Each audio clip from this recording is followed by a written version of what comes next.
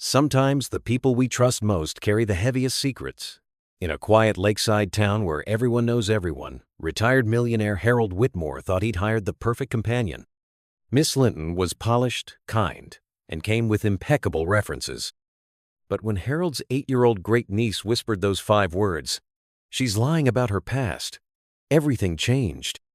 Armed with nothing but old phone books, library microfilm, and wartime letters gathering dust in his study, Harold began uncovering a mystery that stretched back to 1944. What would drive a woman to live another's life for decades? The Victorian mantel clock had stopped at precisely 9:17 that morning, its brass pendulum frozen mid-swing like a caught breath. Harold Whitmore noticed it immediate after all. That clock had been keeping time in his study for 43 years without fail. He set down his morning tea, the Earl Grey still steaming in its china cup, and approached the timepiece with the careful deliberation of a man who understood that small irregularities often preceded larger disruptions. 2 weeks. Miss Linton had been in his employ for exactly 2 weeks, and already the house felt different. Not unpleasantly, so quite the opposite. The silver gleamed brighter, the mahogany furniture held a deeper shine, and fresh flowers appeared daily in the crystal vases his late wife, Margaret, had collected. Yet something indefinable had shifted in the atmosphere of Whitmore Manor, like a piano slightly out of tune that only a trained ear might detect. Harold retrieved the letter of introduction from his desk drawer, smoothing the crisp stationery between his weathered fingers. Mrs. Adelaide Harrington of the Harrington Domestic Agency had written in her precise script, "Miss Catherine Linton comes with my highest recommendation. 20 years of impeccable service, most recently with the Pemberton family, until Mrs. Pemberton's passing. Refined, discreet, and exceptionally capable." The references had been sterling. Colonel Pemberton himself had taken Harold's telephone call, speaking warmly of Miss Linton's dedication during his wife's final months. The nursing home director in Portsmouth had confirmed her volunteer work. Everything had aligned perfectly, perhaps too perfectly, Harold now reflected. He remembered their first meeting with crystalline clarity. Miss Linton had arrived punctually at 2 o'clock on a Tuesday afternoon, wearing a navy wool suit that spoke of quality without ostentation. Her silver hair was arranged in a neat chignon, her posture impeccable, her manner professionally warm. She was, Harold had thought at the time, exactly what a widowed industrialist required: competent without being intrusive, pleasant without being familiar. "Mr. Whitmore," she had said, extending a gloved hand, "I understand you value punctuality and discretion above all else." "Indeed, Miss Linton. My late wife managed this household with precision. Since her passing 3 years ago, I've found it challenging to maintain her standards." "I shall endeavor to honor her memory through my service," Miss Linton had replied, and something in her tone a note of genuine understanding perhaps had decided him. The grandfather clock in the hallway chimed the half-hour, pulling Harold from his reverie. He could hear Miss Linton in the morning room, the soft clink of silver as she arranged the breakfast service. Every movement efficient, every gesture practiced. Yet yesterday, when the postman had delivered a package, she'd started at his knock-and-odd reaction for someone supposedly accustomed to household routines. "Uncle Harold?" The small voice made him turn. Emma stood in the doorway, her dark pigtails slightly askew, clutching a cloth doll. His great-niece visited every Thursday, while her mother attended her hospital volunteer shift. "Good morning, little one. You're early today." Emma glanced toward the morning room, then back at Harold. "Mama had to leave sooner. She said Miss Linton would give me breakfast." "And so she shall. Cook has made your favorite marmalade." But Emma didn't move toward the morning room. Instead, she approached Harold's desk, her small fingers tracing the edge of the leather blotter. "Uncle Harold, why does Miss Linton look sad when she thinks no one's watching?" Children, Harold had learned, possessed an unsettling ability to perceive what adults carefully overlooked. "Perhaps she misses her previous employer, dear one. Change can be difficult." Emma shook her head, pigtails swaying. "No, it's different. Like when Mama looks at Papa's photograph and tries not to cry." Harold studied his great-niece. Emma's father had died in a motorway accident 2 years prior, far too young, leaving behind a widow and a perceptive daughter who understood grief's subtle manifestations. "Shall we have breakfast?" he suggested gently. As they walked toward the morning room, Emma slipped her small hand into his. At the threshold, she stopped, tugging him down to her level. Her whisper was barely audible. "She's lying about her past, Uncle Harold. I can tell." Before Harold could respond, Miss Linton appeared in the doorway, smiling warmly. "Good morning, Miss Emma. I've prepared your special place at the table." Emma released Harold's hand and walked past Miss Linton without acknowledgement unusual for a child typically bubbling with chatter. Harold noticed Miss Linton's smile falter momentarily before resuming its professional pleasantness. "Will you be taking breakfast in the dining room as usual, Mr. Whitmore?" "Yes, thank you, Miss Linton." As she turned away, Harold caught a glimpse of something he'd missed before: a thin scar along her jawline, old and silvered with age, partially hidden by powder.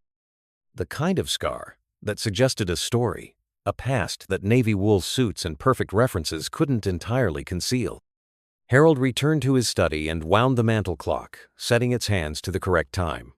As the pendulum resumed its measured beat, he found himself thinking of Emma's words. Children might perceive more than adults, but they also imagined monsters in shadows and stories in clouds. Yet as he listened to the clock's steady ticking, Harold couldn't shake the feeling that time, which had moved so predictably in his ordered life, was about to reveal secrets that had been carefully hidden for far too long. Harold's daily ledger had served him well through 40 years of business. The leather-bound volume, its pages lined with neat columns, had tracked everything from steel tonnage to shipping schedules. Now, in retirement, it recorded more modest affairs: household expenses, garden plantings, the comings and goings of his small staff. But on this gray Thursday morning, Harold found himself creating a new section, headed simply Observations. The first entry was innocuous enough. Tuesday 3rd, Miss L. mentioned growing up in Portsmouth. Spoke of the harbor, the naval yards. The second, dated the following day. Wednesday 4th, Miss L. referred to childhood in Dover.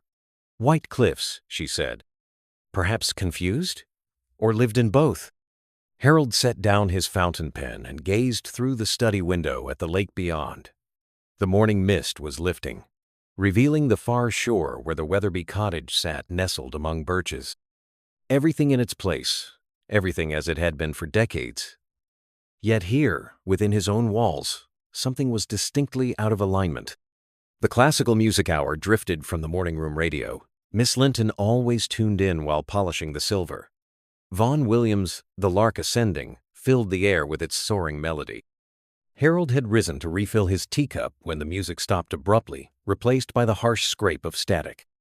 He found Miss Linton standing before the radio, her polishing cloth forgotten in her hand. Her face had drained of color, and for a moment she seemed unaware of his presence. "Miss Linton, is everything quite all right?" She startled, the cloth fluttering to the floor. "Oh, Mr. Whitmore, forgive me. I was just... the static, you see. It reminded me of something." "The war years, perhaps?" Harold kept his tone conversational as he bent to retrieve the cloth. The wireless was always cutting out during the broadcasts from London. "Yes." Her voice was barely above a whisper. "Yes, exactly that." But as Harold handed her the cloth, he noticed her hands trembling. The radio had returned to its scheduled Programminga Vera Lynn retrospective. "We'll meet again," began its familiar refrain. And Miss Linton turned away sharply. "If you'll excuse me, Mr. Whitmore, I should check on the linen delivery." She left before he could respond, her usual measured pace quickened to something approaching flight. Harold remained by the radio, listening to Dame Vera's crystalline voice promise reunions that, for many, had never come.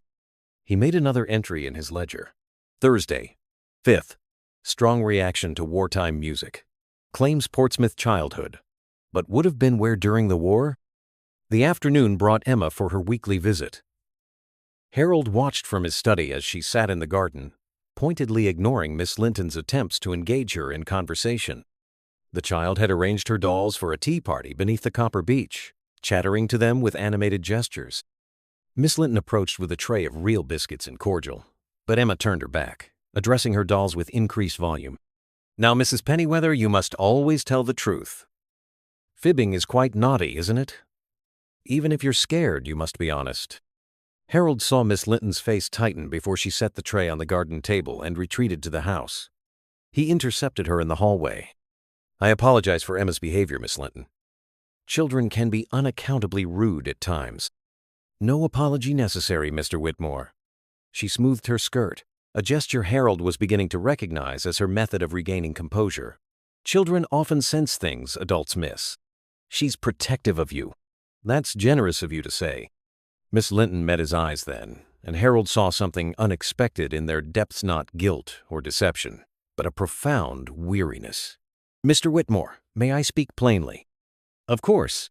I sense you have concerns about my employment. If my service has been unsatisfactory in any way—" "Not at all," Harold interrupted. "Your work has been exemplary." "Then perhaps—" She paused, choosing her words with visible care. "Perhaps it's my presence itself that disturbs the household's equilibrium. I would understand if you wished to terminate our arrangement." The offer surprised Harold. A woman harboring dark secrets wouldn't typically invite scrutiny by suggesting her own dismissal, unless, of course, she was exceptionally clever at misdirection. "I see no reason for such drastic action, Miss Linton. You've given me no cause for complaint." Relief flickered across her features. "Thank you, Mr. Whitmore. I value this position more than you might realize. The peace of your home, the routine, the—" She stopped herself. "Forgive me, I'm speaking too freely." "Sometimes freedom of speech reveals more truth than careful words," Harold observed. She smiled then, a sad, knowing expression. "In my experience, Mr. Whitmore, truth is often the luxury of those who can afford its consequences." That evening, after Miss Linton had retired to her quarters above the carriage house, Harold added a final entry to his observations. "Something haunts this woman, but is she predator or prey?" He closed the ledger and locked it in his desk drawer. Tomorrow, he decided, he would make some discreet inquiries.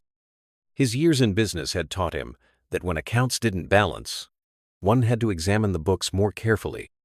And Miss Catherine Linton's accounts, Harold was increasingly certain, contained discrepancies that simple confusion couldn't explain. The mantel clock chimed 10 o'clock. Time for his evening brandy and a chapter of Trollope. But as Harold settled into his chair, he found himself thinking not of Barchester's intrigues, but of a woman who flinched at wartime songs and spoke of truth as though it were a privilege rather than a right. Emma's whispered warning echoed in his mind. She's lying about her past. The child, Harold suspected, was more perceptive than he'd initially credited. The Millbrook Public Library occupied a Victorian brownstone on High Street, its reading room perpetually scented with leather bindings and lemon polish. Harold hadn't visited in months. She's personal library usually sufficed, but this morning found him climbing its worn marble steps with purposeful determination. Mrs. Pembridge looked up from her cataloging, her silver pince-nez catching the morning light. "Harold Whitmore, what a delightful surprise. How long has it been?" "Too long, Edith." Harold removed his hat, noting how little had changed since his last visit. The same potted ferns, the same hushed atmosphere of scholarly refuge. "I wonder if you might assist me with some research." "But of course. Historical? Business-related?" She rose from behind the desk, every inch the guardian of knowledge she'd been for 40 years. "Historical, in a sense. I'm trying to verify some references. Employment references, specifically." Mrs. Pembridge's eyebrows rose slightly. "How intriguing. Follow me." She led him past the fiction stacks, to a section Harold had never explored, rows of bound directories and reference volumes dating back decades. Employment agencies, domestic services, nursing registries, they're all here, though I can't vouch for anything recent. The digital age, you know. She pronounced digital with the same distaste one might reserve for overcooked vegetables. Harold produced Miss Linton's letter of introduction. "The Harrington Domestic Agency. Are you familiar with it?" "Harrington? Oh yes, very reputable. Or rather, they were." Mrs. Pembridge adjusted her spectacles. "They closed in 1995, I believe. Mrs. Harrington passed, and no one took over the business." 1995? Harold studied the letter's crisp letterhead, its precise typing.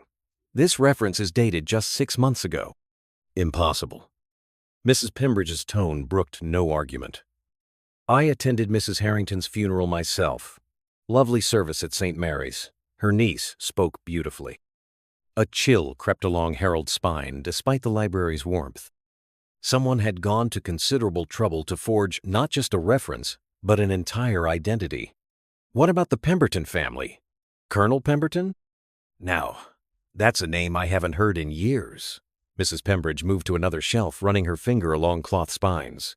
The colonel died in, let me see, 1998. His wife preceded him by 2 years. No children. The estate went to some cousins in Australia. Harold gripped the letter tighter.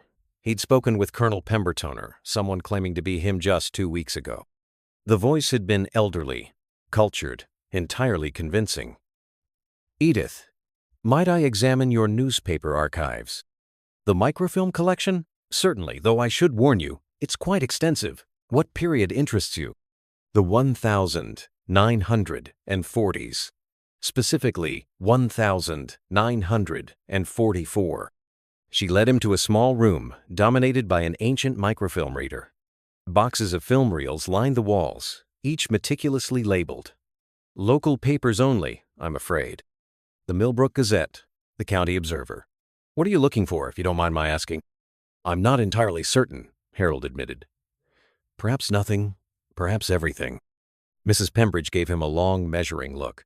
Harold Whitmore, in all the years I've known you, you've never undertaken anything without purpose. Whatever you're investigating, be careful. The past has a way of defending its secrets. She left him with instructions for operating the reader and a gentle pat on his shoulder. Harold loaded the first reel January 1944 and began his search. Hours passed as he scrolled through stories of rationing, war bonds, victory gardens, local boys' letters from the front, death notices that grew longer with each passing month. It was nearly noon when he found it. A photograph on page 3 of the October 17, 1944 edition stopped his breath. 3 nurses stood before a Red Cross banner at a fundraising dance. The caption read, Local Angels of Mercy. From left, Miss Dorothy Hartwell, Miss Margaret Ashford, Miss Jane Pemberton. The woman in the center, identified as Margaret Ashford, bore an uncanny resemblance to Miss Linton. Not identical, the photograph was grainy, the faces young, but the bone structure, the way she held herself, even the slight tilt of her head seemed familiar.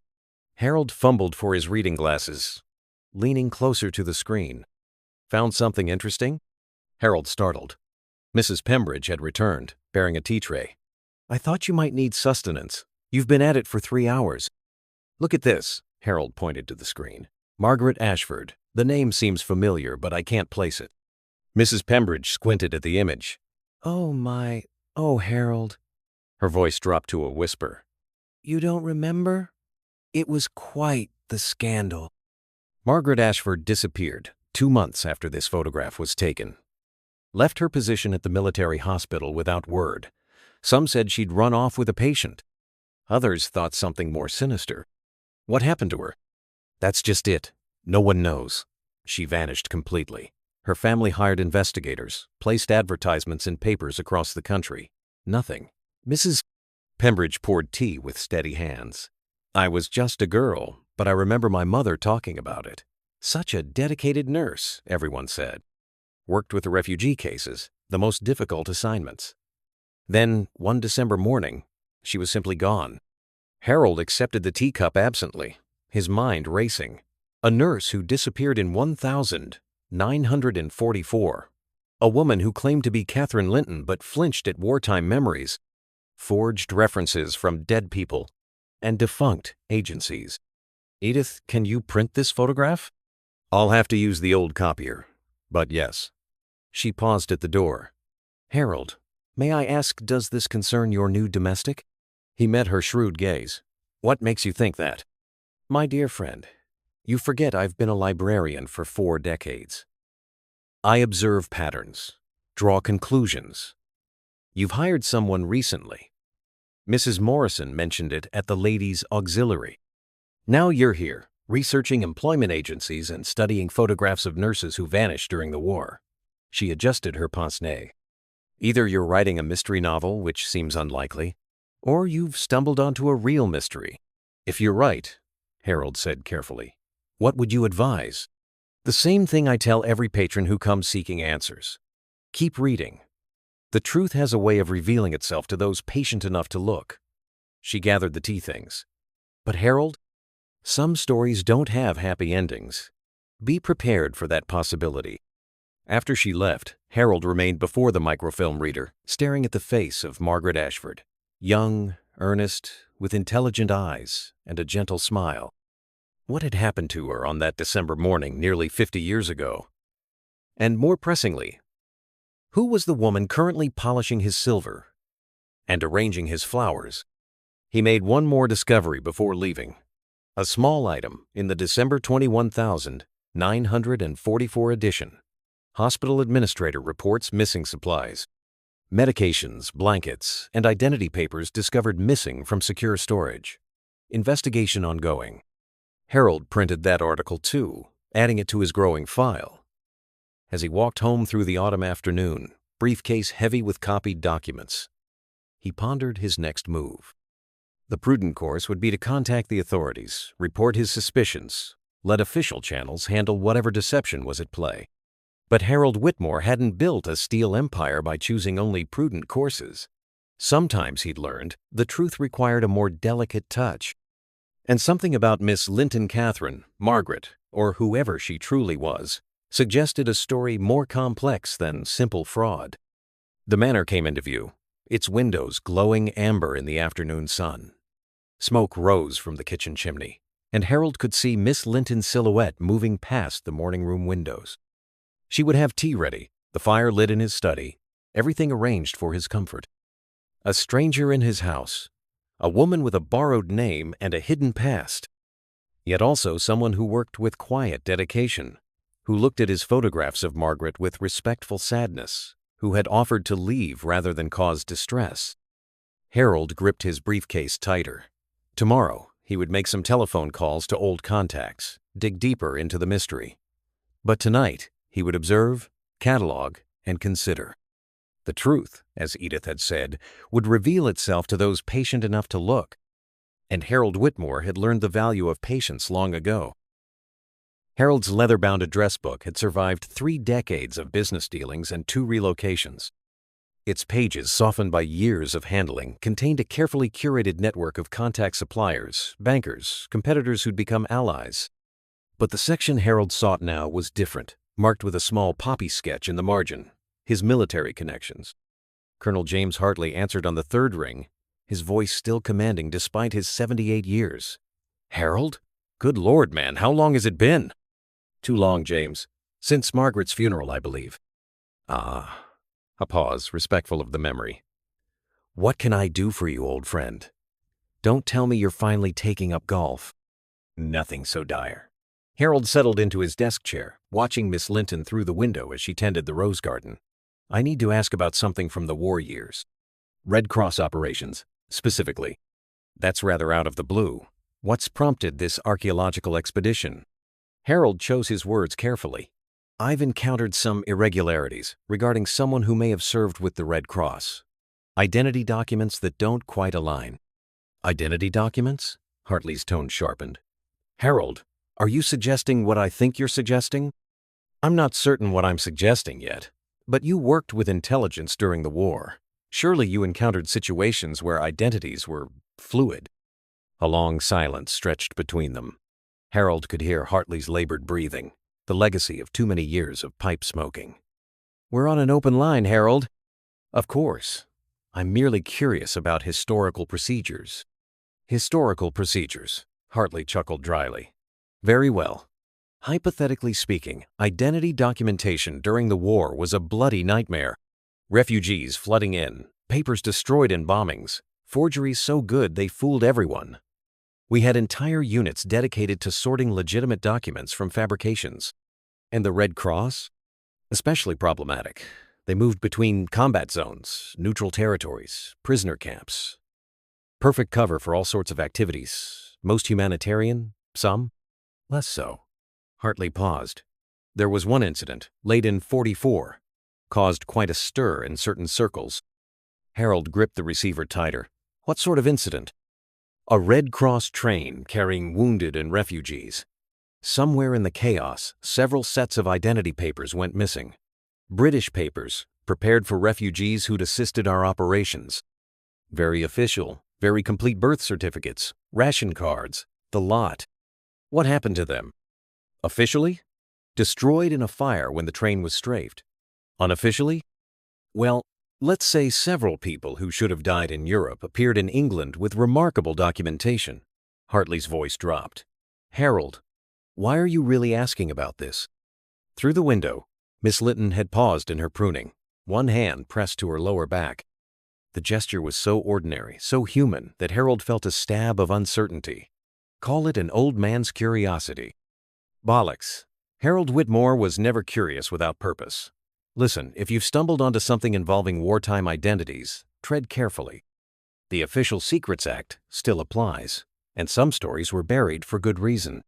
James, hypothetically, if someone had lived under another's identity for decades, then they'd have had a damn good reason, Hartley interrupted. The people who needed new identities weren't casual criminals, Harold. They were refugees from the camps, resistance members whose cover was blown, Jews who'd seen their entire families murdered. We didn't ask too many questions when a nurse's assistant from Poland suddenly needed to become Mary Smith from Birmingham.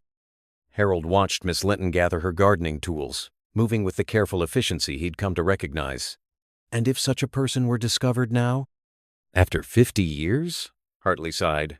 Depends on the circumstances. The world's different now, Harold. We've got Holocaust survivors finding justice, war crimes being prosecuted. But we've also got old men and women who just want to live their remaining years in peace. A pause. Is she dangerous? She? Come now, we're past games. You've hired someone, haven't you? And now you've discovered she's not who she claims. Harold considered his response. She seems haunted, competent, dedicated, but carrying something heavy. They all carry something heavy, those who survived. The question is, does her past threaten your present? I don't believe so. Then perhaps some secrets should remain buried. But Harold, Hartley's voice carried warning, if you're wrong about the threat, these people survived the worst humanity could offer. They learned skills we comfortable English gentlemen can't imagine. After ending the call, Harold remained at his desk, absently turning the pages of his address book. Other names caught his eye, men who'd served in various capacities, who might have knowledge of those chaotic years. But Hartley's warning echoed. Some stories were buried for good reason. A knock at the study door interrupted his thoughts. Miss Linton entered with the afternoon post, her gardening clothes exchanged for her usual neat attire. Your correspondence, Mr. Whitmore. And Mrs. Morrison telephoned she wondered if you'd forgotten the hospital board meeting tomorrow. Thank you, Miss Linton. He accepted the letters, noting the faint scent of roses that clung to her. The garden looked splendid. Your wife planted those roses well. They merely need proper attention to thrive. She hesitated at the door. Mr. Whitmore, I noticed you were on the telephone for quite some time. I hope everything is well? Perfectly well. Just catching up with old friends. She nodded, but something flickered in her eyes. Awareness, perhaps, or resignation. Old friends are precious. One should guard them carefully. After she left, Harold added another entry to his ledger. Hartley confirms identity papers went missing from Red Cross train. December 1944. Suggests refugee connection. Miss L. Mention my old friends with particular emphasis. Coincidence? He then wrote a second note, this one to himself. Tomorrow, check with Timothy at the bank. Unusual deposits or withdrawals from household accounts? Thus far, nothing missing. If she's a thief, she's playing a very long game. But even as he wrote it, Harold knew theft wasn't Miss Linton's purpose. Whatever had driven her to assume another's identity, it wasn't simple greed.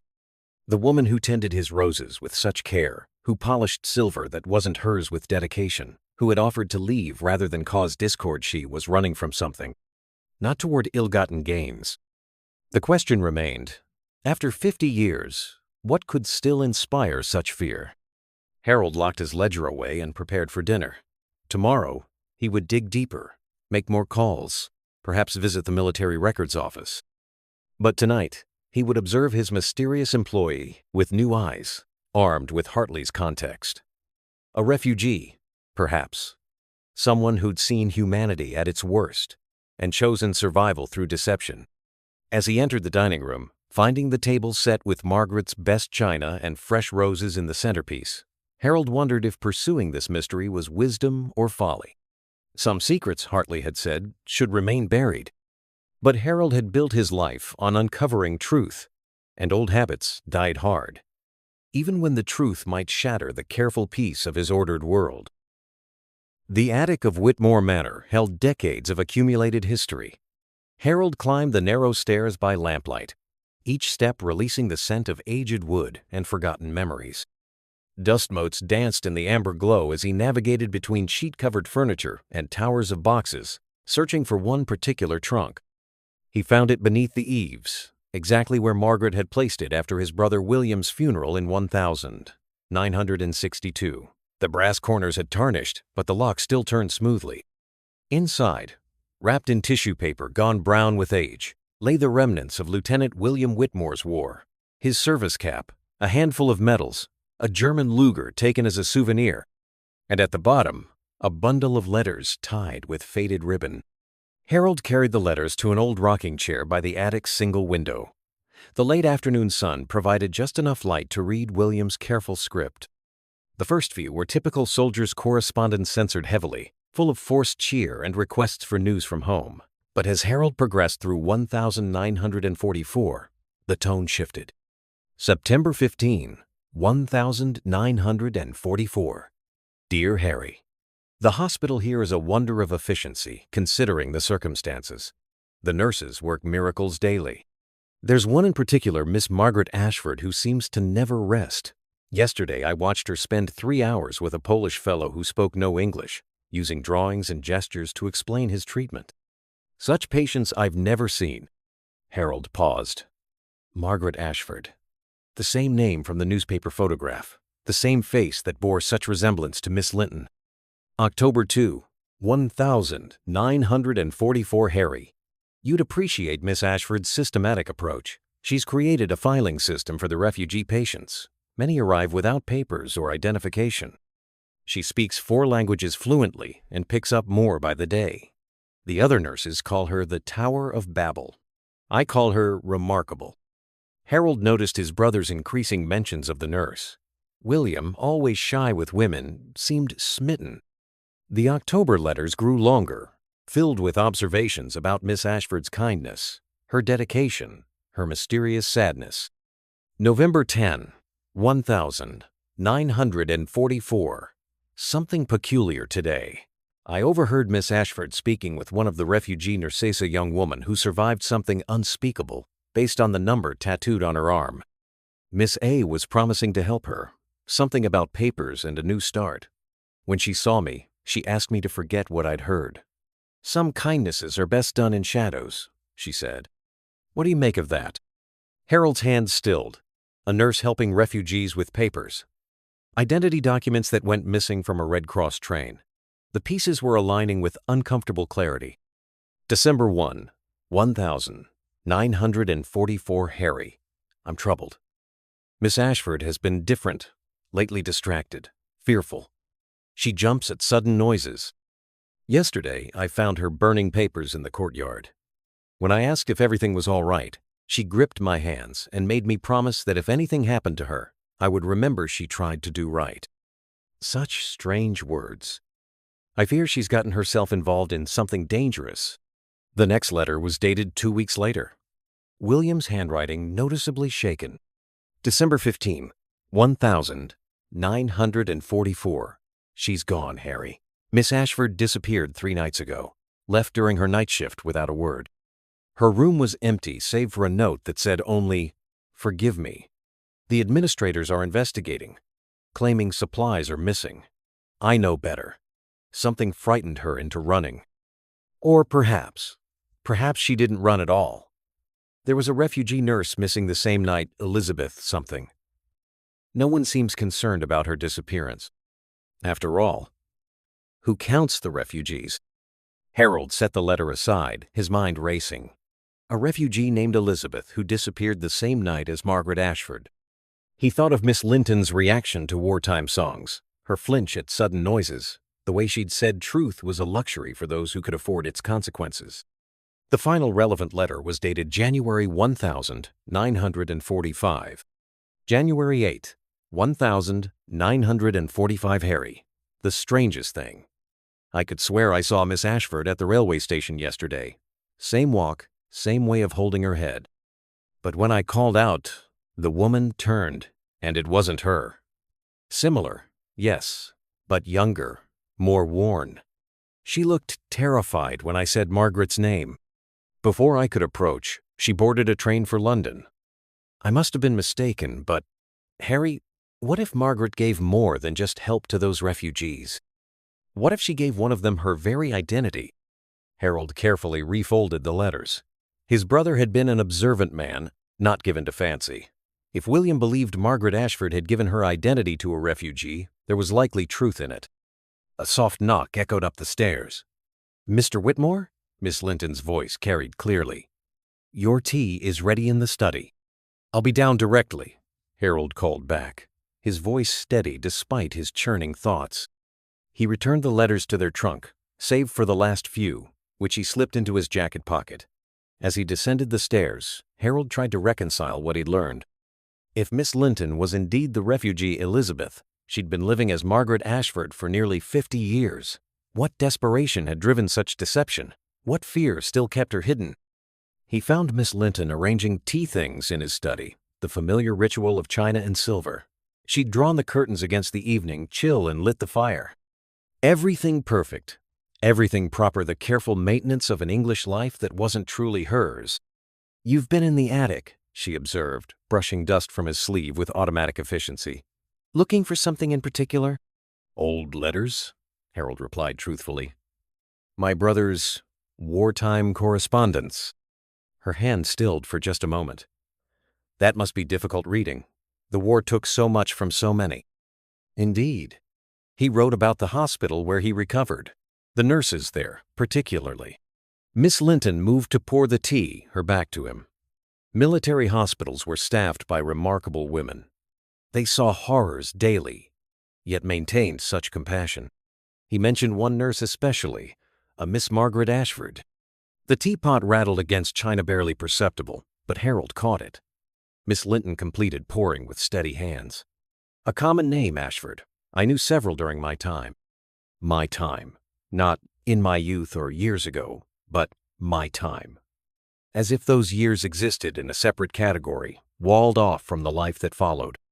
Harold accepted his tea, noting the slight tremor in her fingers as she passed the cup. "Miss Linton, how old were you during the war?" "Young," she said simply. "Too young for some experiences, too old to forget them." They sat in companionable silence, the fire crackling between them.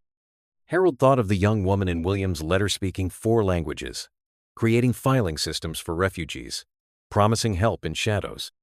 He thought of a December night when 2 women disappeared and only one, perhaps, survived. "Miss Linton," he began carefully, "my brother wrote something I've been pondering. He said some kindnesses are best done in shadows. What do you suppose he meant?" She set down her teacup with precise care. "I imagine he meant that sometimes helping others requires discretion. The world isn't always kind to those who show mercy to the wrong people." "The wrong people?" "Those without nations, without papers, without hope." Her voice carried weight beyond the words. "During the war, helping such people could be seen as complicated." Harold studied her profile in the firelight. The refined features that might once have belonged to Margaret Ashford, now worn by decades of careful performance. And if someone had helped such a person, given them more than just assistance? "Then I would say," Miss Linton spoke slowly, "that both the giver and receiver paid a price that can never be fully calculated." She rose then, collecting the tea things with her usual efficiency. But at the door, she paused. "Mr. Whitmore, your brother sounds like he was a good man, observant, kind. The sort who would understand that sometimes survival requires difficult choices." After she left, Harold retrieved William's letters from his pocket, reading again the passage about identity and sacrifice. Somewhere in December, 1944. Two women's fates had intertwined. One vanished. One survived. But which was which?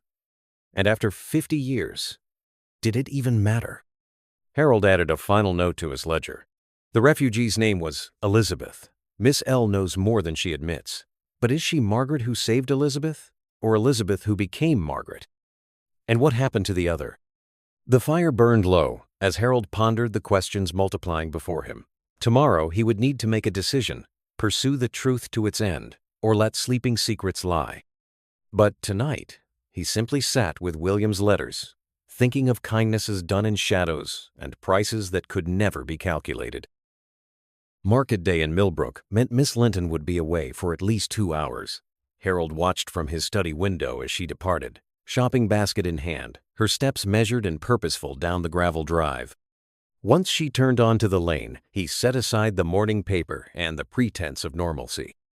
The carriage house apartment was accessed by an external staircase, its door secured with a simple lock. Harold climbed slowly, each step weighing heavily on his conscience. In 40 years of business, he'd never violated an employee's privacy. But then, he'd never employed someone living under what he now suspected was a stolen identity. The apartment was Spartan, but meticulously clean.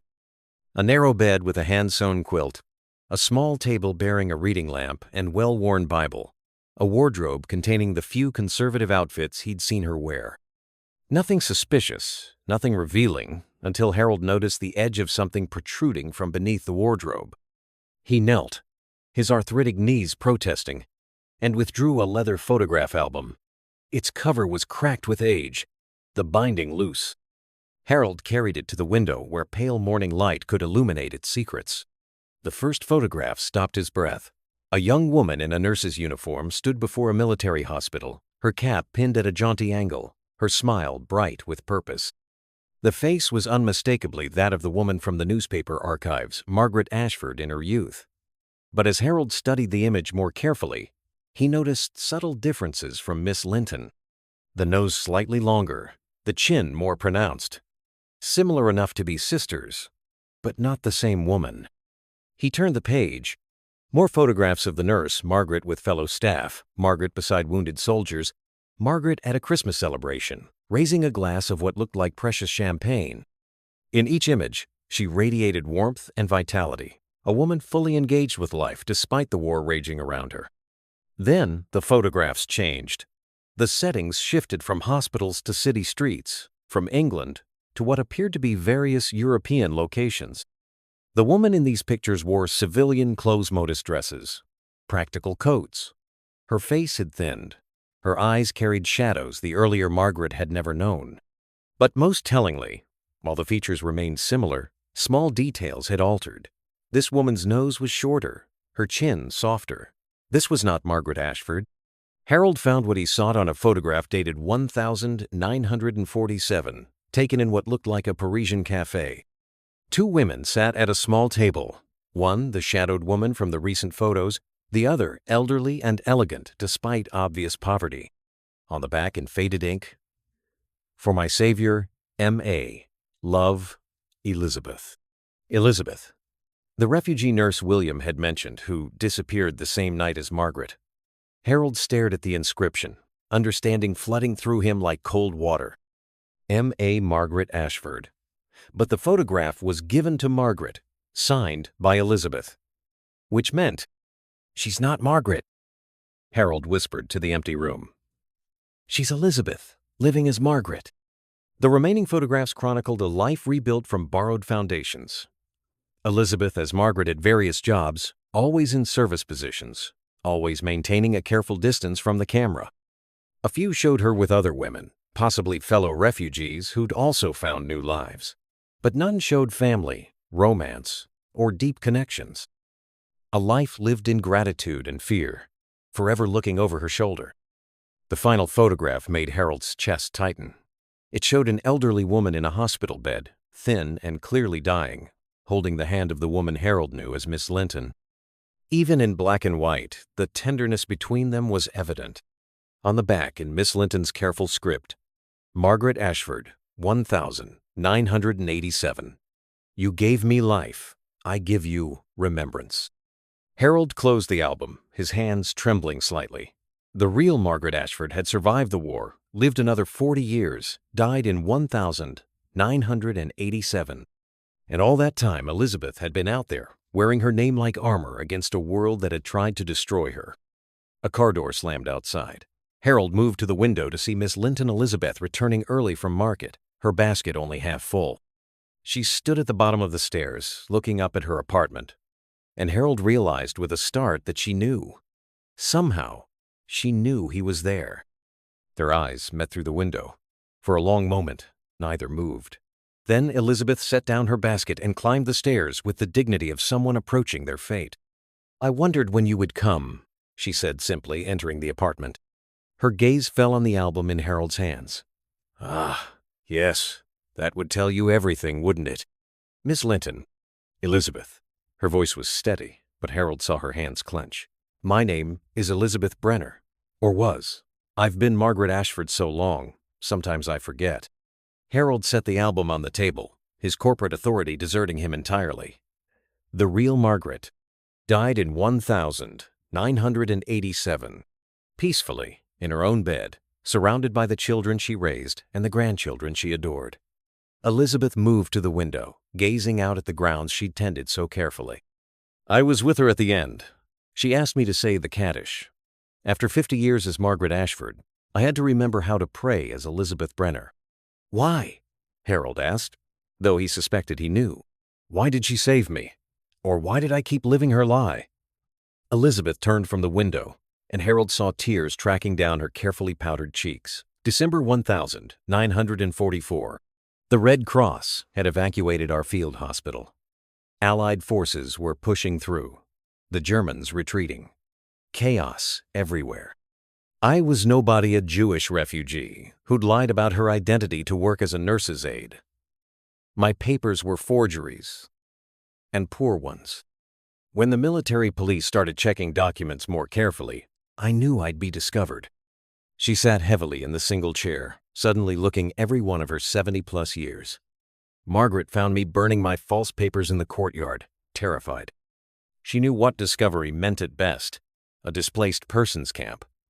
At worst, repatriation to Poland, where every member of my family had been murdered. "So she gave you her identity?" "She gave me her life." Elizabeth's voice broke. "Her papers, her credentials, her good English name. She took my poor forgeries and disappeared into the chaos of liberated Europe. She had languages, knew the underground networks. I had nothing but fear and her gift." Harold thought of the photographs, Margaret vibrant in wartime, Elizabeth shadowed in peace. "You stayed in touch." "Always. She sent word when she was safe, settled in Paris working for a refugee organization. Later, she married a good man, another aid worker. They had 3 children. She built the life she wanted, while I lived the life she gave me." Elizabeth retrieved the album, running her fingers over its worn cover. "We met only once after the war. She was visiting London, asked me to come. That photographone 1947. She thanked me." "Thanked you?" "For keeping her name honorable, for living a good life with her gift." Elizabeth opened the album to the final photograph. "When she was dying, she asked me to come. Her children knew she'd told them the story. They welcomed me as family. At the end, she held my hand and said, 'You can stop running now, Elizabeth. You're safe.' But you didn't stop." "How could I? I'd been Margaret Ashford for 40 years. Elizabeth Brenner existed only in nightmares and borrowed prayers." She closed the album. "So I kept being Margaret. Moved every few years, took positions where no one would look too closely. Until I came here." "Why here? Why risk discovery?" Elizabeth smiled sadly. "I'm 76 years old, Mr. Whitmore. I'm tired of running. When I saw your advertisement, something in me said, enough. A quiet position, with a widowed gentleman, a peaceful house, a garden to tend. I thought perhaps I could finally rest." Harold stood, crossing to where she sat. "Emma knew. Children always know somehow. Children see truth we adults learn to ignore." Elizabeth rose, squaring her shoulders. "I'll pack immediately. If you choose to report me—" "I'm not going to report you." She stared at him, hope and disbelief warring in her expression. But I've lied to you. Forged references, assumed false identity. You've also kept my house beautifully, tended my roses with love, and brought peace to an old man's retirement. Harold heard himself speaking words he hadn't planned. Margaret Ashford gave you her life in 1944. I see no reason to take it from you now. Elizabeth sank back into the chair, covering her face with her hands. Her shoulders shook with silent sobs, 50 years of fear and vigilance finally breaking. Harold stood awkwardly beside her, offering his handkerchief, wondering at his own decision. There is one thing, he said when her tears subsided. No more lies between us. You are Elizabeth Brenner, surviving as Margaret Ashford.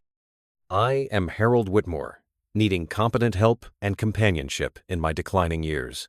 Can we proceed on that basis? She looked up at him, mascara streaking her cheeks in a way that made her seem paradoxically younger. You would keep me on, knowing what you know?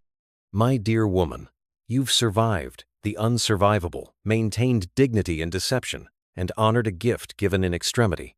I'd be a fool to lose such an employee over mere paperwork. For the first time since he'd known her, Elizabeth Brenner laughed not the polite chuckle of Miss Linton, but a full, rich sound that seemed to surprise them both. Miss Whitmore, you are a very unusual man. So I've been told. Harold moved toward the door, then paused.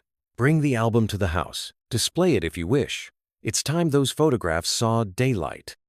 As he descended the stairs, Harold felt the peculiar lightness that comes from making an irrevocable choice.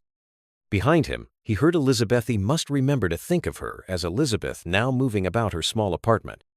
By evening, he suspected, some of those carefully hidden photographs would grace the mantelpiece of Whitmore Manor. Emma had been right. Miss Linton had been lying about her past. But sometimes, Harold reflected, lies told in service of survival became their own kind of truth. And sometimes, the kindest thing an old man could do was to let sleeping secrets finally rest in peace. The envelope lay on Harold's desk like an accusation. Cream-colored, expensive stationery, addressed in Elizabeth's careful hand, to be read after my death. Harold had discovered it that morning while searching for the household accounts ledger, tucked beneath other papers as if awaiting its moment. He stared at it throughout breakfast, the morning sun casting shadows across its surface. Elizabeth moved about her duties with her usual quiet efficiency, but Harold noticed new details now, the way she favored her left hip on damp mornings, the slight tremor in her hands when she thought no one was watching. 76 years old, carrying 50 years of another woman's identity. How much longer did she have? More tea, Mr. Whitmore? Elizabeth stood beside his chair, pot poised. No, thank you. He covered the envelope with the morning paper. Elizabeth, are you well? You seem tired. A ghost of a smile crossed her features. How strange to hear that name from you. I'm quite well, merely adjusting to transparency. After she left, Harold returned the envelope to its hiding place unopened. Whatever confessions it contained could wait. The living woman deserved his attention more than her written secrets. That afternoon brought Emma for her weekly visit. Harold watched from his study as she played in the garden, noticing how she now acknowledged Elizabeth with shy waves. Children's instincts, once satisfied, forgave quickly. Uncle Harold? Emma appeared in the doorway, grass stains on her pinafore. Miss Linton, the lady she's crying in the kitchen garden. Harold found Elizabeth seated on the small bench beside the herb garden, shoulders shaking with silent sobs. She startled at his approach, hastily wiping her cheeks. Forgive me, Mr. Whitmore. I don't know what came over me. May I? He gestured to the bench. At her nod, he settled beside her, joints protesting. What troubles you? The rosemary. She indicated the fragrant bushes. My mother grew rosemary in our garden in Krakow. The scent, sometimes it catches me unaware. Tell me about her. Elizabeth was quiet so long Harold thought she wouldn't answer. Then, she was a doctor. In 1936, that was a remarkable Jewish woman with her own practice. She specialized in children's ailments.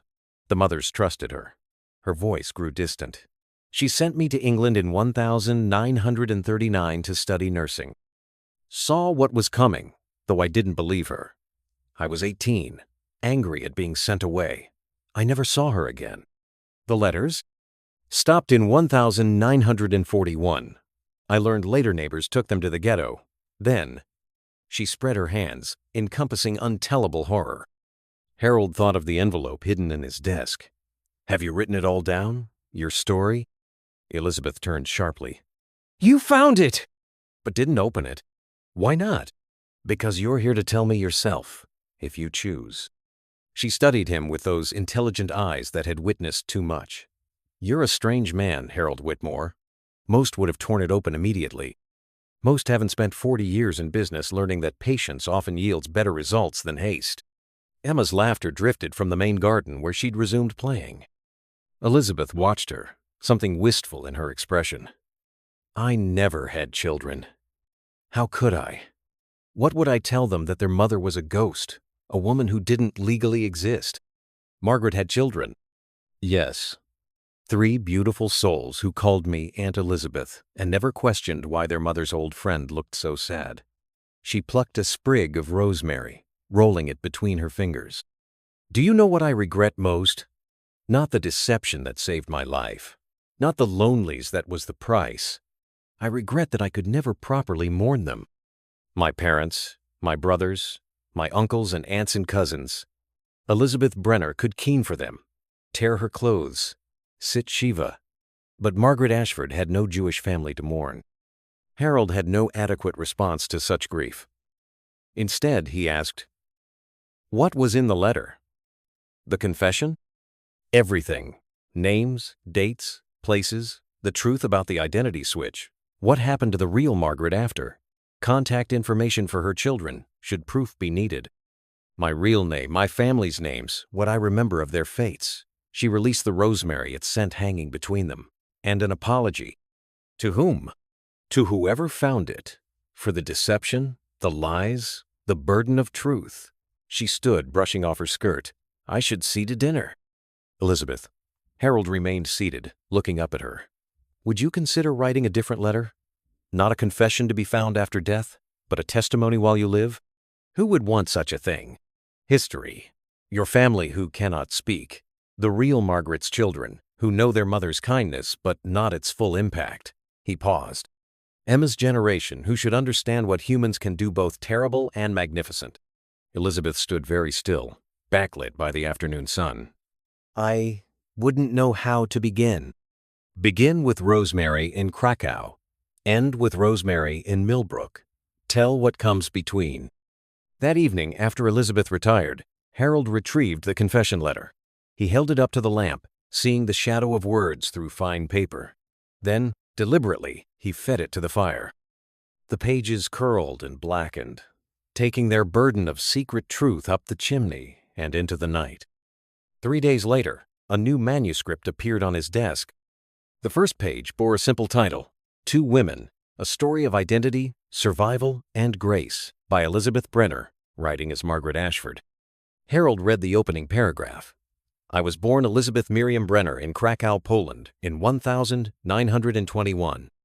I died, in a sense, on a December night in 1944, and was reborn as Margaret Ashford. This is the story of 2 women whose lives became forever entwined, and of a kindness so profound it transcended identity itself.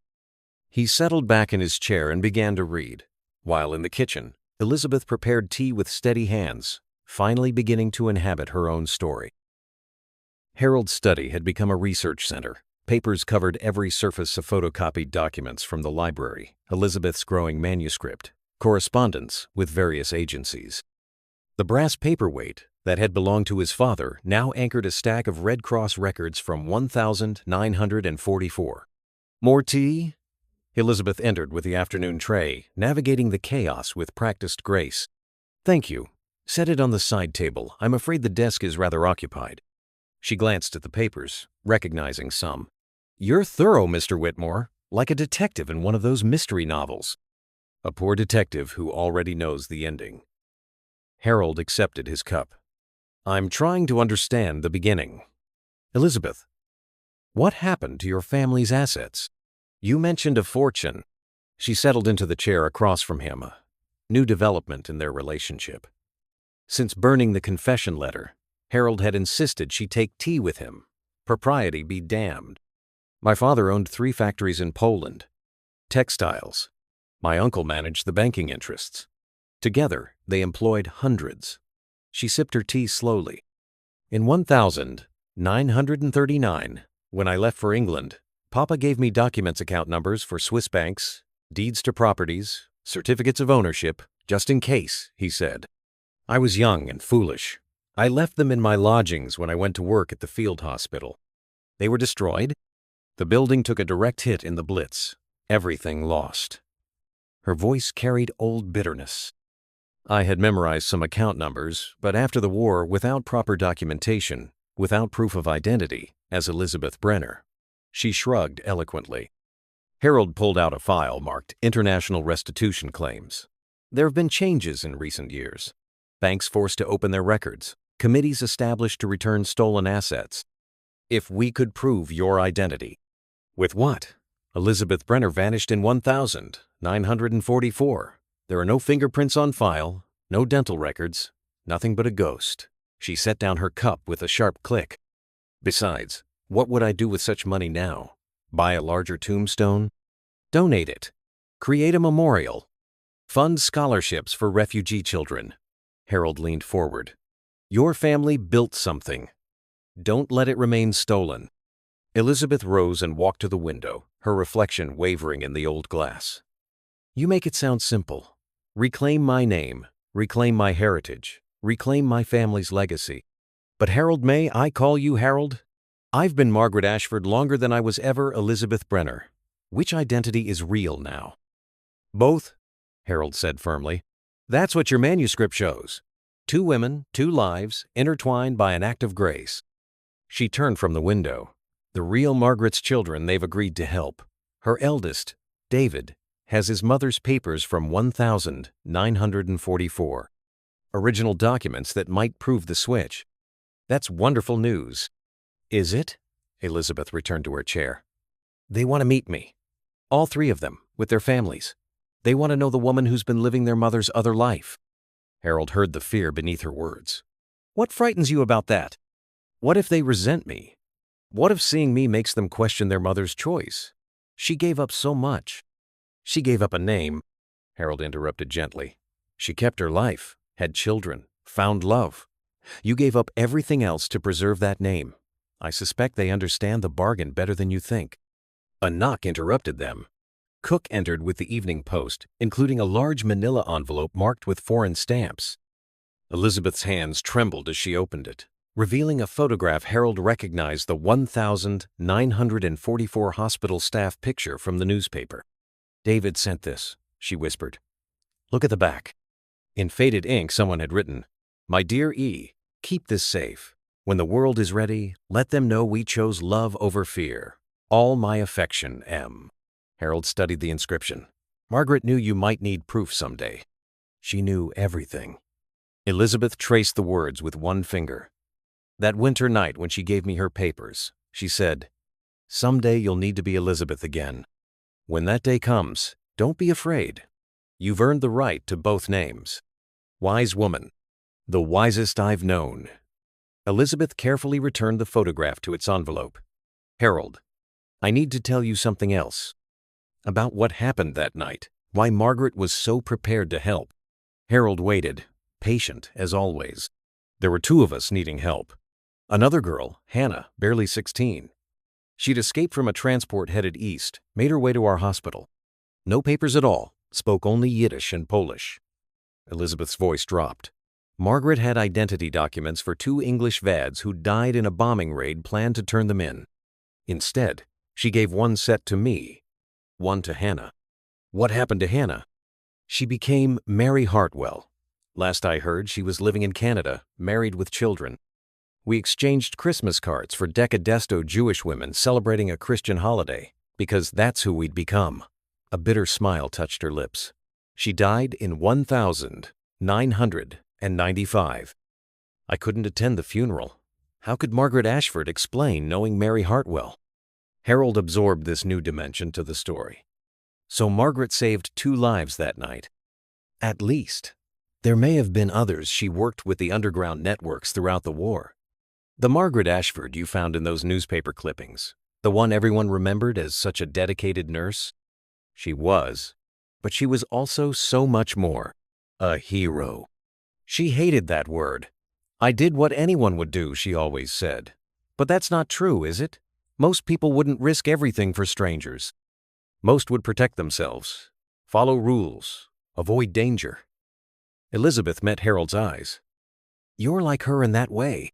You could have exposed me, called authorities, protected yourself from scandal. Instead, you chose kindness. Harold shifted uncomfortably. Hardly heroic to let an elderly lady continue serving excellent tea. Stop that. Her voice carried unexpected steel. Don't minimize what you've done. You've given me something I haven't had in 50 years, the freedom to be both myself. Do you understand what that means? Before Harold could respond, the telephone rang. Elizabeth answered with her usual professionalism, then held out the receiver. It's Hartley. Colonel Hartley.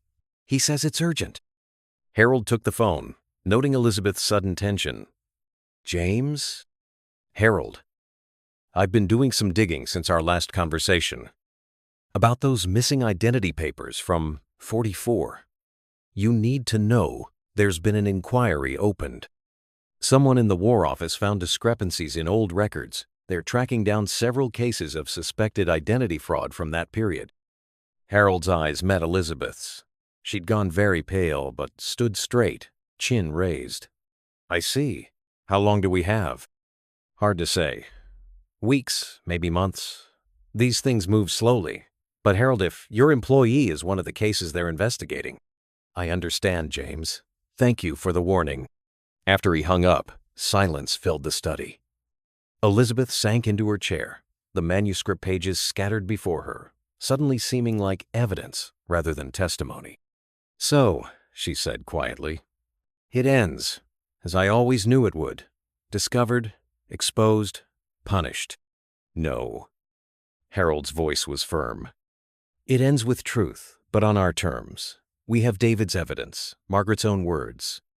A story of heroism rather than fraud. We get ahead of this, control the narrative. Harold, I'm 76 years old. I'm tired of fighting, tired of running. Then stop running. He gathered the scattered papers with sudden energy. We have weeks. Enough time to complete your manuscript, meet with Margaret's children, file proper claims for restitution. Enough time to transform Elizabeth Brenner from a vanished refugee into a documented survivor. And if they prosecute? Identity fraud? Immigration violations? 50 years of deception? Then we'll face that with the truth. A young woman saved from genocide. A nurse who sacrificed her identity for others. A lifetime lived honorably, under desperate circumstances. Harold pulled out his address book. I still have connections, Elizabeth. Lawyers, politicians, journalists who understand that justice and law aren't always the same thing. Elizabeth watched him with wonder. Why are you doing this? Harold paused in his planning. Because Emma was right, you were lying about your past, but she was wrong about what that meant. Sometimes lies protect truth, sometimes deception serves honor. And sometimes an old man gets a chance to do one last thing that matters. He reached for the telephone. Now, let's call David and arrange that meeting. It's time Elizabeth Brenner and Margaret Ashford's families finally met. After all, they've been connected for 50 years, they just didn't know it. As Harold dialed, Elizabeth picked up her manuscript pages. The truth was emerging at last, not as confession or exposure, but as testimony to the complex ways humans save each other. The investigation might come, questions might be asked, judgments might be rendered. But first, the story would be told properly, a story of two women whose lives proved that identity is more than documents, and grace more powerful than law. Harold's father's war medal lay heavy in his palm, the Distinguished Service Order earned at Passchendaele. He'd taken it from the display case that morning, needing its weight, its reminder of choices made under fire. Through the study window, October rain pelted the garden where Elizabeth had coaxed late roses into bloom. Everything at Whitmore Manor spoke of order, continuity, the peaceful retirement he'd earned. Yet here he sat, preparing to risk it all for a woman who'd lived a lie for 50 years. "You're troubled." Elizabeth stood in the doorway with the tea service, reading him as easily as she'd learned to read his correspondence. "Contemplating honor," Harold replied, setting the medal on his desk. "My father won this for holding a position everyone said was indefensible. Lost half his men doing it. I asked him once if it was worth it. He said honor isn't about the outcome, it's about the choice." Elizabeth arranged the tea things in silence. She wore her best dress today, the navy wool from their first meeting. But Harold noticed new Tuchessa small gold Star of David at her throat, barely visible but unmistakably there. The first sign of Elizabeth Brenner emerging from Margaret Ashford's shadow. "The meeting with David is tomorrow," she said finally. "You can still withdraw your support. No one would blame an elderly gentleman for avoiding scandal." "Would you blame me?" She met his eyes. "Never. You've already done more than anyone could expect." "That's not what I asked." Elizabeth poured tea with steady hands, considering. "I would understand. But I would also grieve the loss of someone I've come to regard as a friend. Perhaps the first true friend I've had since Margaret." Harold accepted his cup, noting the slight tremor she couldn't quite suppress. "Then we proceed as planned. But first, I think it's time for complete honesty between us. Haven't we achieved that?" "Not entirely." Harold opened his desk drawer, withdrawing a fresh legal pad. "Sit down, Elizabeth. If we're to face whatever comes, I need to know everything. Not the broad strokes you've shared, but the details, the kind that lawyers and investigators will demand." She sat slowly, folding her hands in her lap like a schoolgirl called to account. "Where shall I begin?" "December 15, 1944, the night of the switch. Tell me exactly what happened." Elizabeth closed her eyes, traveling back across decades. The evacuation orders came at sunset. All medical personnel were to board transport immediately. Germans were mounting a counteroffensive. Margaret found me in the supply room, burning my papers. "Why there?" "I'd been stealing medications." Her voice was steady, matter-of-fact. "Not for myself, for the refugees hidden in the hospital's old wing. Children, mostly. Typhus was spreading, and official supplies were reserved for military personnel." Harold made notes. Theft of medical supplies a crime in wartime, but one that might engender sympathy. Margaret knew. She'd known for weeks. Helped, actually. Falsified inventory reports to cover the missing supplies. Elizabeth's lips curved slightly. "She said if we were going to hang, might as well make it worthwhile." "What happened next?" "She gave me an envelope. Inside were identity documents for Catherine Margaret Ashford, the full name she never used. Birth certificate, nursing credentials, letters of recommendation. Even a passport with my photograph. God knows how she managed that." "Your photograph? This was planned?" "For weeks, apparently. She'd seen what was coming before I had. The military police were getting stricter, checking backgrounds more thoroughly. My forgeries wouldn't survive scrutiny." Elizabeth opened her eyes. She said, "Take these and become Catherine Ashford. I'll be Margaret Williams. I've got papers for her, too. Different transport, different destination. We'll sort it out after the war." Harold frowned. "Margaret Williams?" "Another nurse who died in a bombing raid. Margaret had been collecting the identities of the dead, planning to help multiple refugees. I wasn't special, just the one who needed help that particular night. But something went wrong. Everything went wrong." Elizabeth's voice carried old pain. "I took the morning transport as ordered, terrified but trying to act normal. Margaret was supposed to leave that evening. But the counteroffensive came faster than expected. The hospital took direct fire. 43 people died, including everyone in the old wingle, those hidden refugees.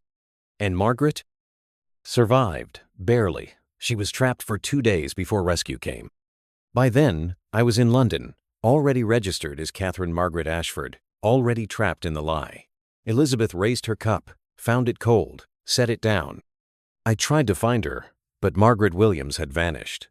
It took 3 months to discover she'd made it to Paris. Another 2 before we could exchange letters."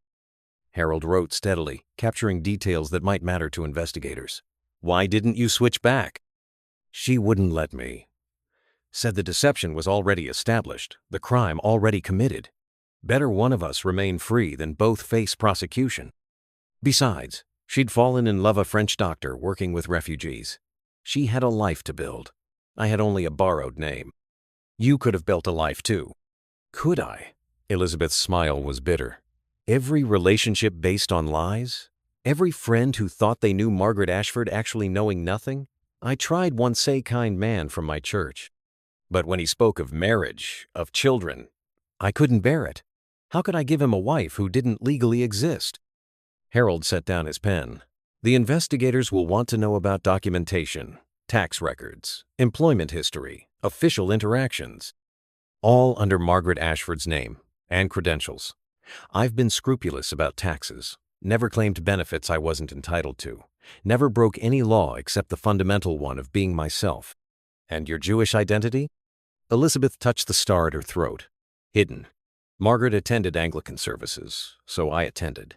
Margaret had no family traditions, so I had none. For 50 years, I lit Shabbat candles in secret and said Kaddish for my dead where no one could hear.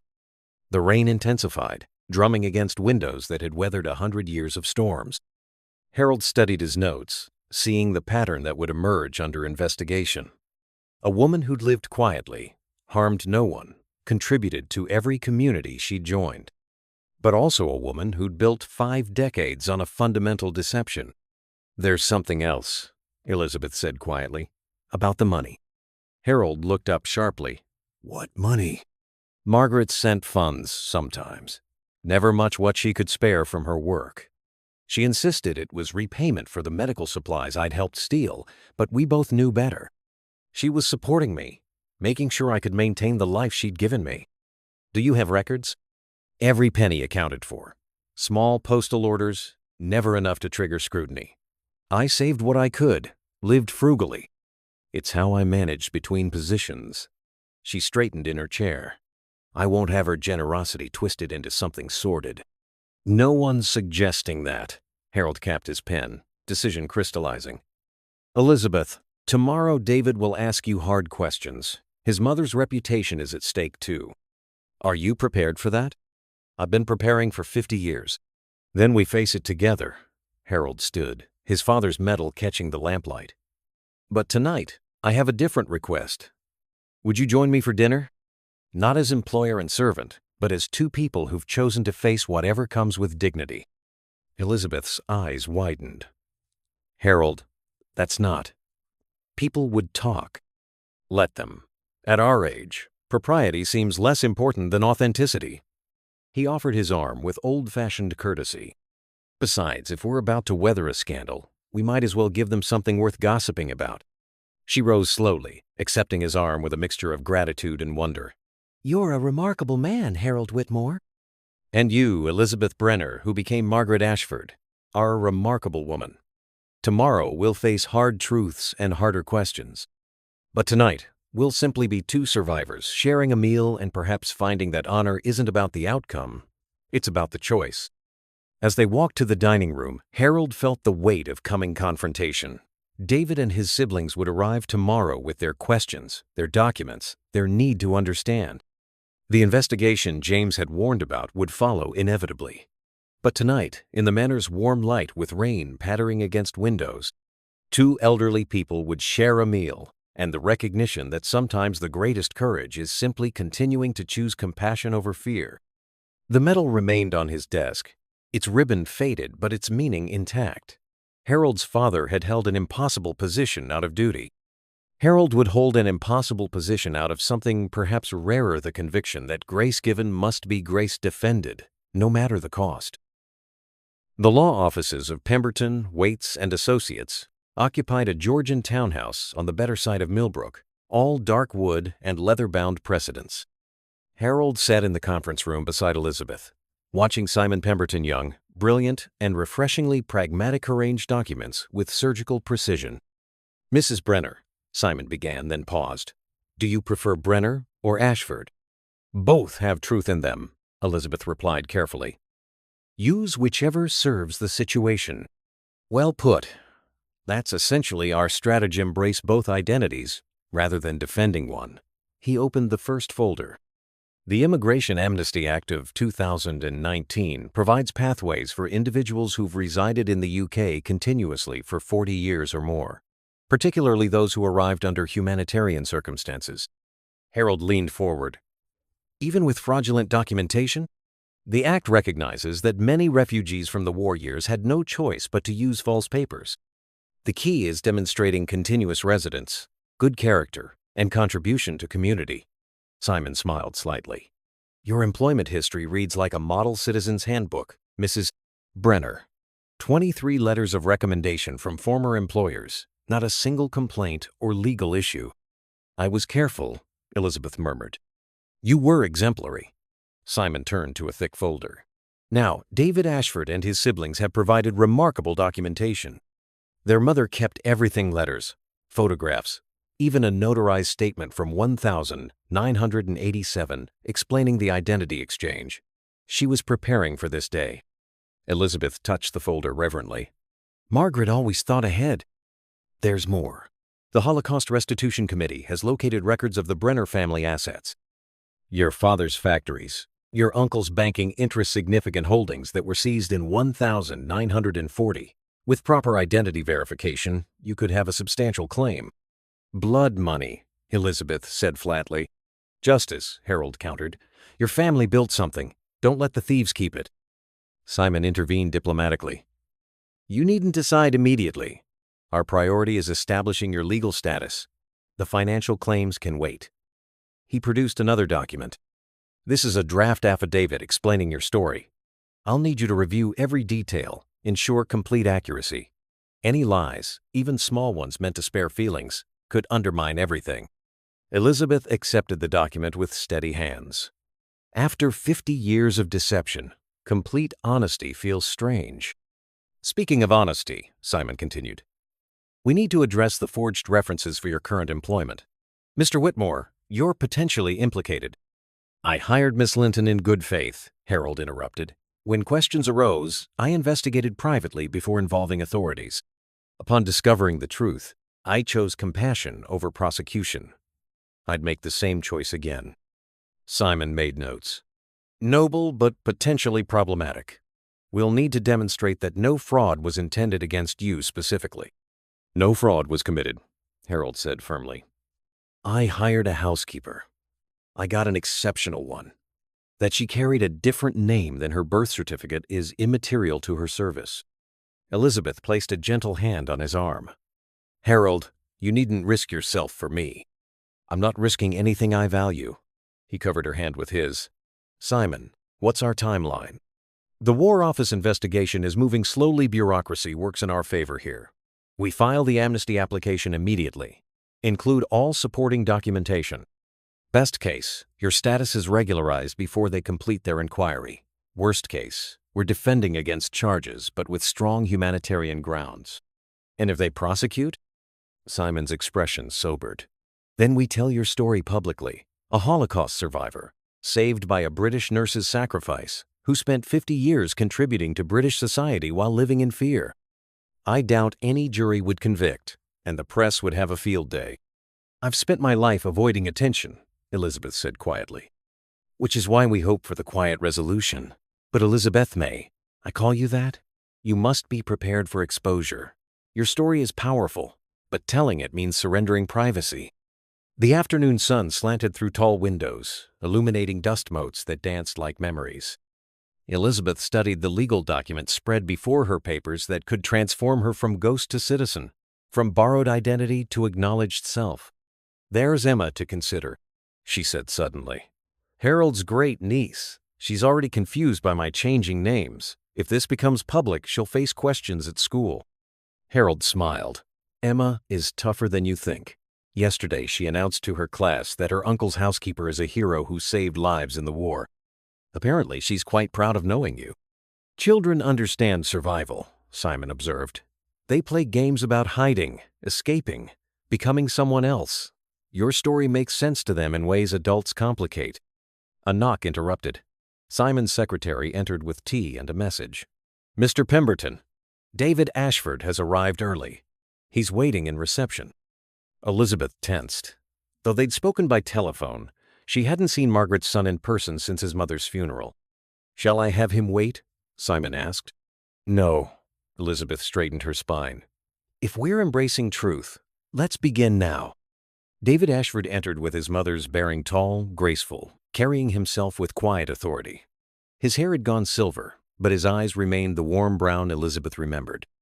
He stopped just inside the door, studying the woman who'd lived his mother's other life. "Aunt Elizabeth."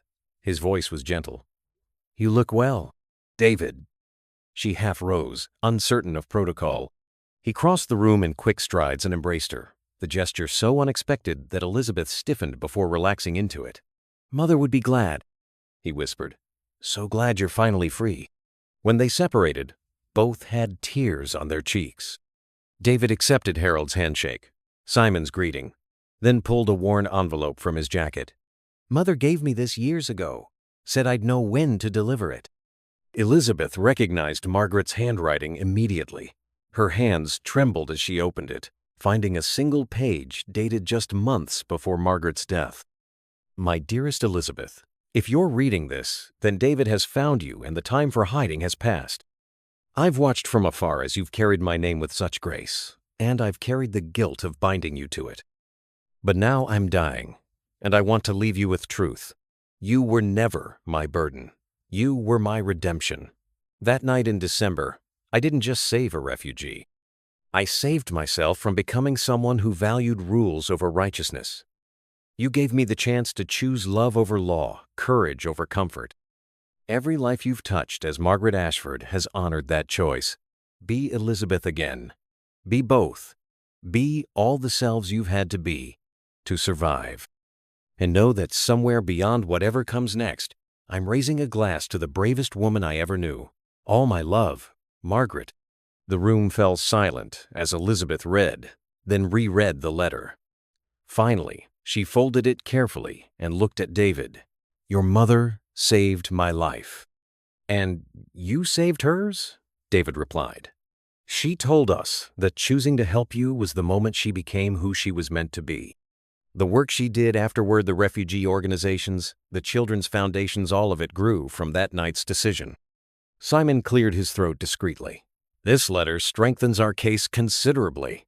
Character testimony from the identity's original owner. It's unprecedented." "Mother was often unprecedented," David said with a slight smile. "Now, how can my family help? We're prepared to testify, provide documents, whatever's needed." The next 2 hours were spent in careful planning. Documents were reviewed, statements drafted, strategies refined. Elizabeth signed papers with both names Elizabeth Brenner and Margaret Ashford, each signature a step toward integration of her divided self. As the meeting concluded, Emma appeared in the doorway, having arrived for her weekly visit. She studied the room full of adults and papers with curious eyes. "Are you fixing Miss Elizabeth's name?" she asked Harold. "In a way, yes." Emma nodded sagely. "Good. It's confusing when people aren't who they really are." She approached Elizabeth. "Will you still make the special biscuits?" "Always," Elizabeth promised. "Then it doesn't matter what name you use." Emma's child logic cut through 50 years of complexity. "You're still you." As they prepared to leave, Simon pulled Harold aside. "You realize this could impact you? Questions about why you didn't report suspicions immediately?" "Let them question," Harold replied, watching Elizabeth help Emma with her coat. "Some things matter more than reputation." Outside, autumn sun painted Millbrook in gold. Elizabeth paused on the law office steps, breathing deeply. "It's strange," she said. "For 50 years I've feared this day. Now that it's here." "Now that it's here?" Harold prompted. "I feel like I can finally exhale." She smiled, not the careful smile of Miss Linton, but something fuller, more true. Margaret was right. It's time to be all myselves. As they walked toward the car, Emma between them chattering about school, Harold reflected on the afternoon's work.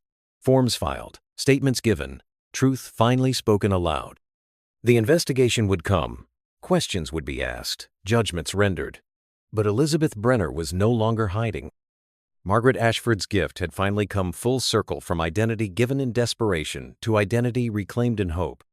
The resolution might not be simple or swift, but it would be honest. And after 50 years of necessary deception, perhaps honesty was its own form of victory. Spring had come early to Millbrook, painting the churchyard in daffodils and fresh grass. Harold walked slowly between the headstones, Elizabeth at his side, both carrying flowers. 6 months had passed since that day in Simon Pemberton's office. 6 months of bureaucracy, investigation, and ultimately, redemption. They stopped first at a new stone, simple granite with elegant lettering.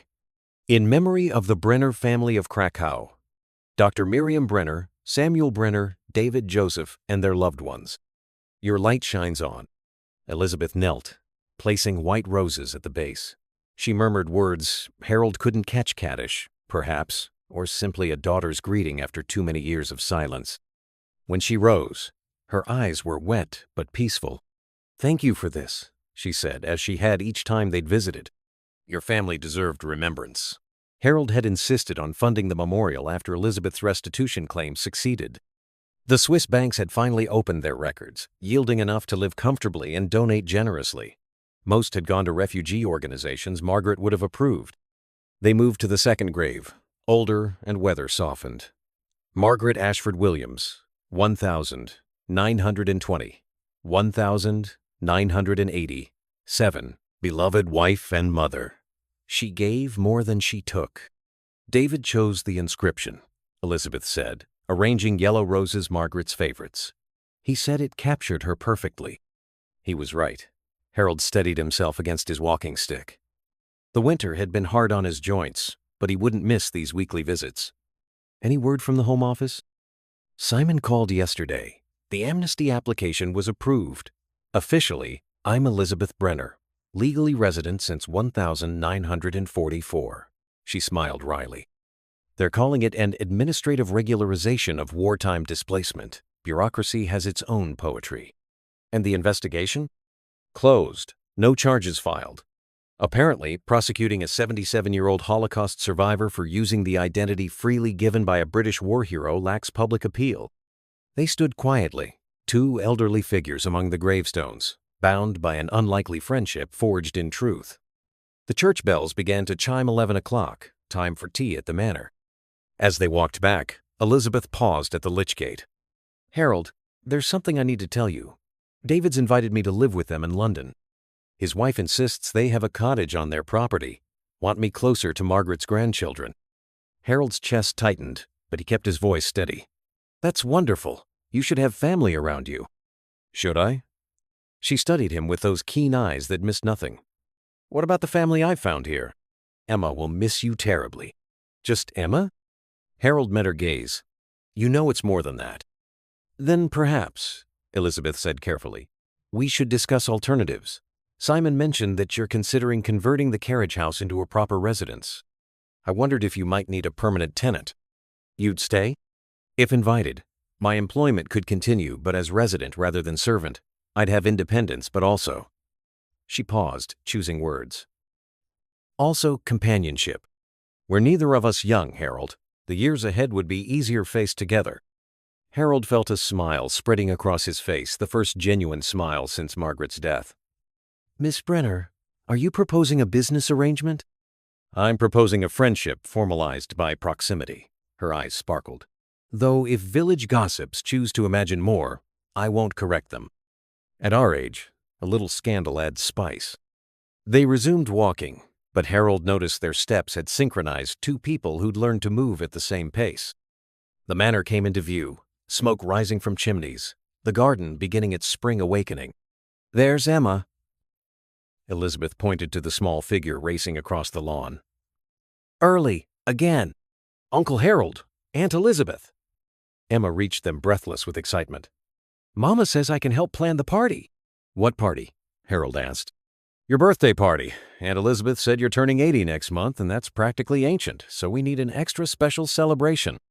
Harold looked at Elizabeth in surprise. He'd mentioned the date only once, months ago. "You remembered?" "I remember everything important." She smoothed Emma's wild hair. "Though I don't recall mentioning anything about ancient." "You said 80 was a milestone," Emma protested. "Indeed it is." Elizabeth's smile held mischief. We'll invite everyone David's family, the Hartleys, Mrs. Pembridge from the library. A proper celebration. As Emma chattered about cakes and decorations, Harold felt something shifting in his chest, a loosening of grief's grip, a opening toward possibility. The woman beside him had lived 50 years as someone else, carrying unbearable loss with quiet dignity. Now, in her 8th decade, she was finally free to be herself. Both selves. All selves. "The mantel clock," he said suddenly. Elizabeth looked puzzled. "What about it?" "It stopped that morning, the day Emma warned me about you. 9:17 exactly. I've been meaning to have it properly repaired." "Perhaps some things are meant to stop," Elizabeth suggested, "to mark moments when everything changes." They entered the manor together, Emma running ahead to plan her party. In the study, the clock stood silent on the mantel, its hands forever marking the moment Harold's ordered life had tilted toward mystery. He'd had it repaired once, but it stopped again at the same time. Some mechanisms, once disrupted, preferred to mark their moment of change. "Shall I wind it?" Elizabeth asked, following his gaze. "No. Let it stand as memorial to transformations." Harold settled into his chair, watching her move about the room with proprietary care-adjusting curtains, straightening papers, creating order from his cheerful chaos. "Elizabeth, that first day when Emma said you were lying about your past, did you know she knew?" "Children see truth." Elizabeth paused in her tidying.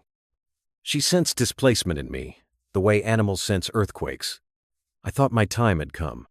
In a way, it had." "Yes." She moved to the window where April light streamed golden. "The time for hiding had ended. I just didn't know it would lead to this, to friendship, to family, to home." Emma burst back in, clutching paper and crayons. "I'm making invitations. Uncle Harold, who was your best friend when you were young?" Harold considered. "A boy named James Hartley. We've remained friends all these years." "That's nice," Emma said absently, already drawing. "Aunt Elizabeth, who was your best friend?" Elizabeth's voice was soft. "A girl named Sarah Rosen. We played together in Krakow." Emma looked up. "Can we invite her to the party?" "She can't come, darling. She lives very far away now." Understanding dawned in Emma's young face. "Oh, like my daddy." She reached over and patted Elizabeth's hand with simple compassion. "Then we'll have extra cake for her. Daddy always said the people who can't come to parties still get cake in heaven." Harold watched Elizabeth blink back tears, saw her squeeze Emma's small hand. This child, who'd first sensed deception, now offered comfort for losses too large for words. Time moved in circles. He thought suspicion to understanding to love. "Mrs. Morrison's here," Emma announced, spotting the housekeeper through the window. "I'll tell her about the party." She raced off, leaving papers scattered and 2 old people sitting in comfortable silence. "She'll want to know about staffing changes," Elizabeth said eventually. "If I'm to be tenant rather than employee, you could be both. Or neither. Or whatever suits the story we're telling now." "The true story, you mean?" Elizabeth turned from the window. "How novel that still feels to tell truth without fear." The telephone rang. Harold answered, listened, then held it out. "For you, David." Elizabeth took the receiver, her face lighting as she listened. "Tonight?" "Yes, of course, I'll come. Harold too?" "I'll ask." She covered the mouthpiece. "David's youngest is in a school play. They've saved us seats if you're interested." "We'd be delighted," Harold answered without hesitation. After she hung up, Elizabeth studied him with amused affection. "You hate school plays." "I hate bad Shakespeare done badly by adolescents. This might be entirely different." "It's Peter Pan." "Then I shall hate it in an entirely different way." He smiled at her expression. "Elizabeth, I've spent 3 years in this house growing dusty as my books. If friendship with you means suffering through flying children and crocodiles, it's a small price for returning to life." She crossed to his chair, briefly touching his shoulder, the first voluntary contact she'd initiated. "Margaret wrote that I was her redemption. I'm beginning to understand what she meant." Mrs. Morrison appeared with tea and questions about domestic arrangements. As the women discussed practicalities, Harold retrieved his ledger, that faithful record of observations begun months ago. He read his first entry. "Tuesday, 3rd. Miss L. mentioned growing up in Portsmouth. How small his suspicions seemed now, how petty his detective work. He turned to a fresh page and wrote, April 10th. Elizabeth Brenner has agreed to remain at Whitmore Manor as friend, tenant, and whatever else time reveals. The clock stays stopped at 9:17, marking when everything changed. Emma plans my 80th birthday. Life continues, richer for its complexity. Harold?